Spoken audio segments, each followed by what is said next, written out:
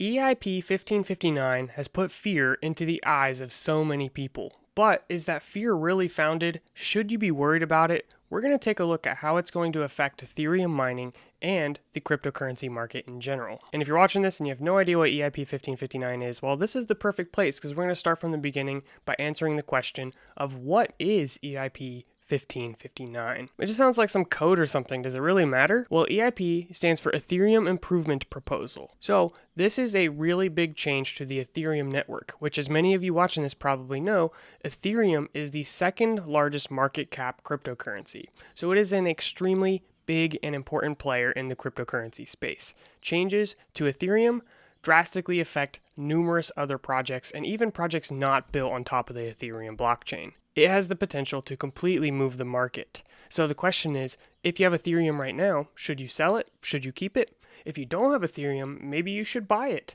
Well, that's some of the stuff we're going to look into. But that's enough of an intro to this video. Before we get into the details, I'm Caleb and this is Coin Breakthrough. We post episodes every day around 10 a.m. Eastern Time. It varies, but we're working on it. And we're going to basically be talking about everything cryptocurrency. So if you want to stay up to date with the latest and greatest, this is a channel for you, and we'd love to have you as a subscriber and a notification bell clicker. That was a great intro. Now let's get started. First off, EIP 1559 is not the only improvement proposal. In fact, they're numbered for a reason. You can find all of the EIPs in Ethereum/EIPs and go into this EIPs folder, and you can see there is a boatload of them here. So we can find 1559 and open this markdown file to get all of the detailed information. Before we jump into all the details of the technical part, I just want to give a really simple introduction. Basically, when you are mining Ethereum, you're confirming transactions and putting them on the blockchain, you get rewarded to Ethereum as well as gas fees. So when people transact with Ethereum, they pay an arm and a leg in gas fees to make that transaction important enough for you to put it on the blockchain. So right now it's an auction system where if your transaction is of high priority, you can pay extra gas to make it go through. If it's of a lower priority, you can lower that gas and it'll eventually get put on the blockchain when there's less demand. The challenge here with the gas prices is it's totally all over the board. One day it's going to be, $20 to do something worth of Ethereum. And then the next day it's like $100 worth of Ethereum. What is going on? Well, it really just depends on the congestion of the Ethereum network. If something really big is going on in the market, such as everybody rushing to sell all their cryptocurrencies built on the Ethereum blockchain, well, then those gas prices can go through the roof. So EIP 1559's first goal is to stabilize this, such that there is a predictable amount of gas from block to block that you're expected to pay. It can still go up and down, but you're not going to get drastic spikes. Essentially, from one block to the next, there is a limit on how much the gas can change. So this gas cost is still going to depend on network congestion, but it's in a more predictable manner. So the proposal in this EIP is to start with a base fee amount, which is adjusted up and down by the protocol based on how congested the network is. I don't know if my cursor in the way is annoying or helpful, but whatever, I'll just leave it up here. When the network exceeds the target per block gas usage, the base fee increases slightly, and when capacity is below the target, it decreases slightly. Because these base fee changes are constrained, the maximum difference in base fee from block to block is predictable.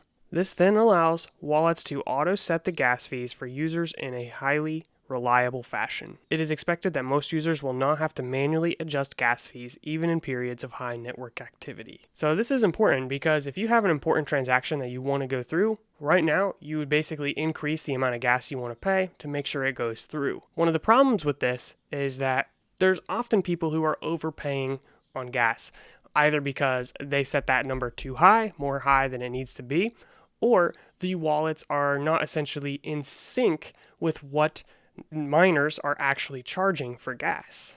So because this is going to be more predictable, wallets will be able to know what truly the gas price is. So this is a core change, and this is going to require a fork. Well, this is introducing some challenges because there's a lot of mining pools out there that are against this change. So what's going to happen to them? I don't exactly know, but basically if they want to keep mining on Ethereum, they will need to upgrade to the latest version of Ethereum. So this is where the interesting stuff comes up of how does this affect Ethereum miners?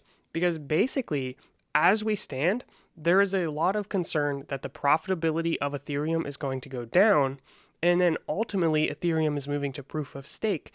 So it's just really not looking good for cryptocurrency miners, because there's also another change with EIP 1559, and that is the gas you pay for these transactions is actually going to be burned. So it's no longer delivered to the cryptocurrency miner, it's destroyed and removed from circulation. This means that the total Ethereum in circulation will fluctuate. If you're wondering what this might look like in terms of profitability changes, you can go to any blockchain explorer where you can look at Ethereum and open a confirmed block. Let's just take a look at this one here. And we'll scroll through here to find the block reward. You can see it's a total of 3.6 Ethereum, 2 for the block reward, and then 1.6 for the transaction fee. This is the gas of all the transactions added together that's rewarded to that miner. Well, that doesn't look too promising. If you're now no longer going to get 1.6 out of the 3.6 Ethereum, that is a significant cut in your Ethereum earnings. Those who are in favor of EIP 1559 will justify this basically saying that because Ethereum is burned in this process, it's now a deflationary coin, and there's a likelihood that the value of Ethereum is going to go up. So you might be getting less Ethereum. However, the value of Ethereum has the potential to be higher. So you might end up making the same amount of money. But there's also concerns about this as well, because a deflationary coin incentivizes people to hold that cryptocurrency, which makes it a little less of a currency that is transacted and more of a currency that is just held and not in circulation. A deflationary coin is going to incentivize people to hold onto that cryptocurrency even more than is already the case, which ultimately leads to less coin in circulation, which, whether that's good or bad, I'm not entirely sure, but we all know that Ethereum is supposed to be a coin that powers useful projects, but I'm really concerned that people are just going to start hoarding it. And maybe this is just prep for proof of stake, where this is probably going to become even worse, where everybody's just holding Ethereum to ultimately get more Ethereum, but that's a topic for a different day. I don't think all deflationary coins are bad, but not everybody likes them, even though they sound good from the surface. Like, oh, there's going to be less cryptocurrency in circulation, so my cryptocurrency in theory is going to be worth more in the future. But that's not the whole picture. Honestly, and this is just my thoughts, I'm not giving investment advice or telling you guys what cryptocurrency to buy, but I wouldn't be surprised if all of these changes to Ethereum continue to push up the price of Ethereum Classic. Because there's something special about Ethereum that people like. They like the way it is right now. When Ethereum switches to proof of stake, there's a high likelihood people are going to just start mining Ethereum Classic. Certainly, the new Ethereum is going to have a place no matter what, but that's just something I am thinking might happen. Many people truly believe that EIP 1559, although is a very big change to Ethereum in the way it works, is ultimately going to leave miners with the same amount of value, because the deflationary coin, in theory, could make the value go higher. So you're getting less Ethereum that is now worth more. And this very well could be the reason that Ethereum's price continues to drive up as we approach EIP 1559, because a lot of people believe that with these changes, Ethereum is going to be more expensive. I can't say, I don't know, but there's just some thoughts that people are having. So I was going to dive a little bit into the forks of Ethereum and the thoughts of these different Ethereum mining pools, but I think this video is getting a little long, so I think I'm going to hold off to the next video. So if you want to know a little bit more about EIP 1559 and how that is this affecting the mining industry, then follow up with that video, and I would really appreciate having you there. So if you enjoy this content, please be sure to subscribe. Drop a comment below what your thoughts are on EIP 1559.